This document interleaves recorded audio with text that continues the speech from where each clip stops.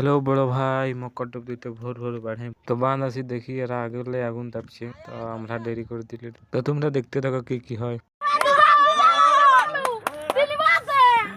আস্তে আস্তে ডুব দে ভাই, ডুব দে এই রাজুলা আমার দেন দিদি মনে ওর বড় রুক দে ওটা রুক দে উড়াইলো ভাই চল চল চল বম না ফাটা পিছলা কথা হইতো না ভাই পিন্না দিয়া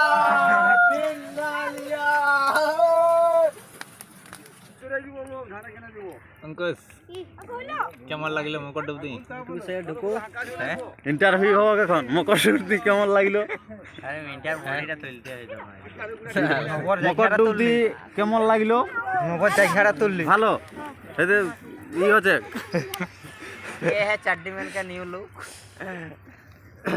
তাহলে মকর ডুবটা দি কেমন লাগলো জিজ্ঞেস কর ভালো ভালো আমাকে মকর ডুব দিয়ে খুব ঠান্ডা লাগলো তারপরে উঠি দমে গরম লাগলো তারপরে উঠে করে আগুনটা ধরে দিল আর দারুণ গরম লাগলো।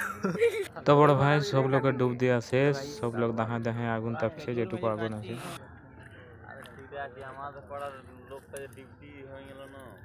বডিটা বডিটা বডিটা স্নান করব মকর সারা বছরে মানে দারুণ লাগলো।